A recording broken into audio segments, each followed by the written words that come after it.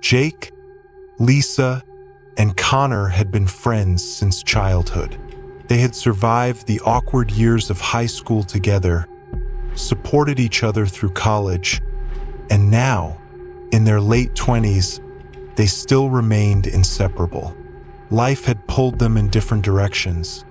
Jake into finance, Lisa into journalism, and Connor into tech. But they made it a point to keep their bond strong. One evening, over drinks in a dimly lit bar, Connor brought up an idea that had been festering in his mind. Let's take a trip. Something different. Something we'll remember forever. Lisa leaned in, intrigued. Like what? A road trip? Backpacking? Connor shook his head, a grin spreading across his face. No, something more off the beaten path. Have you heard of Blackstone Island? Jake raised an eyebrow. Blackstone? Isn't that the place with all the ghost stories? The Bermuda Triangle of the Pacific. That's the one, Connor replied, his eyes gleaming with excitement. No one goes there because of the superstitions, but think about it. A place like that must be rich with history. Who knows what we might find? And Lisa, you could write an amazing piece on it. Lisa hesitated, glancing at Jake. I don't know, Connor. It's one thing to visit a haunted house, but an entire island? That's different. Jake took a sip of his beer, weighing the idea. It's not just about ghosts. People have gone missing there. Whole expeditions vanished without a trace. Connor waved off their concerns. That's just part of the legend. Look, I've already done some research. There's a small airstrip on a neighboring island, and we can hire a pilot to take us close. We'll have all the supplies we need. We'll be safe, and it'll be the adventure of a lifetime. After some debate, the three friends agreed. The thrill of the unknown and the allure of a mysterious, forbidden place was too tempting to pass up. A week later, they were on a small propeller plane, soaring over the endless blue of the Pacific Ocean. The pilot, an older man named Hal, was quiet, his weathered face giving nothing away. He had been reluctant to take them at first, but relented after they offered him an exorbitant sum. As they approached Blackstone Island, the sky darkened unnaturally, clouds swirling above as if they were being pulled into a vortex. The island appeared on the horizon, a jagged silhouette against the turbulent sky. We're almost there, Hal grunted, his knuckles white as he gripped the controls. You sure you want to do this? Jake nodded, though his stomach churned with unease. We'll be fine. Just drop us off and come back in 3 days. Hal's eyes flicked to the island and back to Jake. I'll be here in 3 days. You'd better be too. The plane descended, and as they got closer, the island's details came into view. It was covered in dense, dark forest, with cliffs that jutted out into the ocean like the teeth of some ancient beast. The airstrip Hal had mentioned was nothing more than a stretch of cleared land at the edge of the forest, barely visible among the trees. The landing was rough, but they made it down safely. Hal wasted no time unloading their gear before quickly preparing to take off again. Remember, he said as he climbed back into the cockpit, 3 days, not a minute more. The three friends watched as the plane lifted off and disappeared into the sky, leaving them alone on the island. The first day was spent setting up camp and exploring the immediate area. The island was eerily quiet, the only sounds coming from the distant crash of waves against the rocks and the occasional rustle of leaves in the wind. Despite the beauty of the place, There was an undercurrent of dread that none of them could shake. That night, they sat around a campfire, the flames casting flickering shadows on the trees. Lisa pulled out her notebook, jotting down notes for her article, while Connor fiddled with a handheld GPS, checking their location. "This place is unreal," Connor said, his voice breaking the silence. "It's like it's been frozen in time." Jake nodded, staring into the fire. "I can see why people are scared of it. There's something off." Lisa looked up from her notes. "What do you think happened to the people who disappeared?" "Probably got lost in the forest," Connor replied, shrugging. "Or maybe the ocean got them. There are a lot of cliffs around here. One wrong step, or maybe something else," Jake murmured, his voice barely audible. Lisa frowned. "Like what?" Jake hesitated before speaking. "When I was doing some reading, I came across something strange. There were stories about the island, even before people started disappearing. Tales from old sailors about hearing voices, seeing lights in the sky, and feeling like they were being watched. Some claimed that the island wasn't just a place. It was alive." Connor laughed, though there was a nervous edge to it. "Come on, Jake. It's just stories. People love to make up stuff to scare each other." Jake didn't respond, and the conversation died out. The three of them sat in uneasy silence, the fire crackling softly.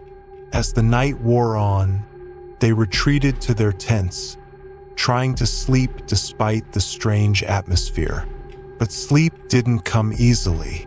The next morning, they decided to venture deeper into the forest. They packed their bags with supplies and set off, following a faint trail that led into the heart of the island. The trees grew thicker as they went, their branches intertwining overhead, blocking out the sun. The deeper they went, the more oppressive the air became. It felt as if the island was closing in on them, the trees watching them with silent, accusing eyes. The trail twisted and turned, leading them in circles, and soon they realized they were lost. "We should head back," Lisa said, her voice tight with anxiety. "We've gone too far." Connor checked the GPS, frowning. "This doesn't make any sense. According to this, we haven't moved more than a few feet." Jake looked around, trying to get his bearings, but the forest was disorienting. "Let's retrace our steps. We'll find the way back." But as they turned to leave, something changed. The forest, which had been silent, suddenly came alive with sound. The rustling of leaves grew louder, more frantic, and the wind picked up, howling through the trees like a chorus of tormented souls. Then they heard it, a whispering, faint at first, but growing louder.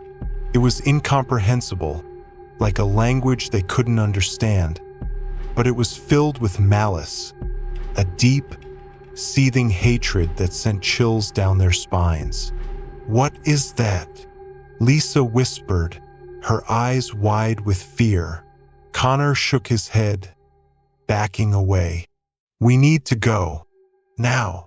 They broke into a run, crashing through the underbrush, their hearts pounding in their chests.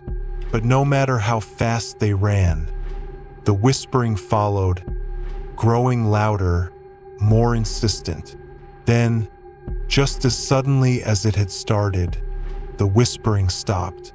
The wind died down, and the forest was silent once more. The three friends stood there, panting, their faces pale with fear. "What the hell was that?" Jake asked, his voice shaking. Connor checked the GPS again, but it was dead. He cursed under his breath. "We need to get out of here. We need to find the camp." But as they tried to get their bearings, they realized something horrifying. They weren't in the same place anymore. The trail was gone, the trees different. It was as if the forest had shifted around them, trapping them in its depths. "We're lost," Lisa said, her voice trembling. "We're really lost." Jake tried to stay calm, taking deep breaths. "We'll find our way back. We just need to keep moving." But as they continued, the feeling of being watched grew stronger. They could feel eyes on them, hidden in the shadows of the trees. The whispering started again, this time more persistent, the voices seeming to come from all around them. They stumbled upon a clearing, and in the center stood a massive, ancient tree, its gnarled roots twisting into the ground like claws. The tree was covered in strange symbols, carved deep into the bark. The air around it was thick with a palpable energy, like a heartbeat reverberating through the ground. Connor stepped forward, his eyes fixed on the tree. This is it. This is what the island is hiding."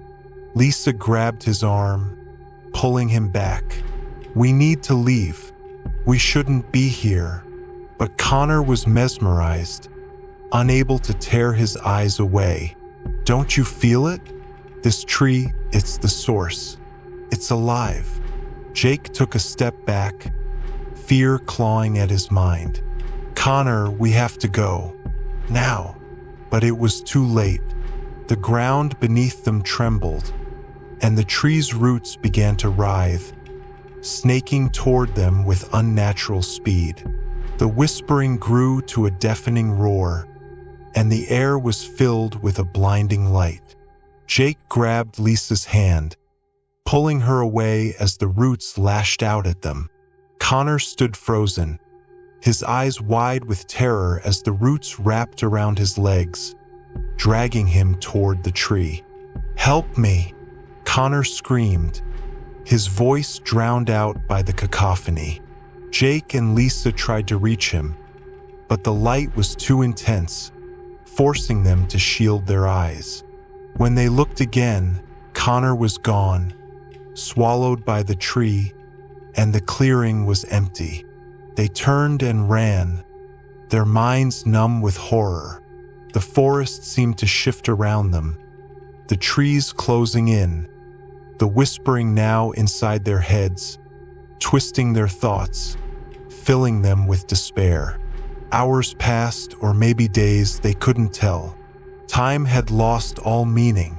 They stumbled through the forest, their bodies weak, their minds unraveling. They could hear Connor's voice in the distance, calling for help, but they knew it was a trap, a cruel trick of the island. Finally, they broke through the trees and found themselves back at the airstrip. The plane was there, but it was old and decrepit, covered in rust and vines as if it had been abandoned for decades. Hal was nowhere to be seen. "We have to get off this island," Lisa said, her voice hollow. Jake nodded, though he had no idea how they would do it. The island wasn't going to let them go. They spent the next hours searching for any sign of Hal or the plane's functionality. But the more they searched, the more hopeless it seemed. The plane was a relic, and the island seemed to mock their efforts. As night fell, they sat by the ruins of their camp, the darkness closing in around them. The whispering started again, more insistent, more demanding. Jake turned to Lisa, his eyes filled with despair. "What do we do?" Lisa shook her head, tears streaming down her face. "I don't know. I don't know anymore." The whispers grew louder, and the shadows began to move, creeping closer. The island had them now, and it wasn't going to let them go. As the darkness enveloped them, Jake and Lisa held on to each other, the last remnants of their sanity slipping away.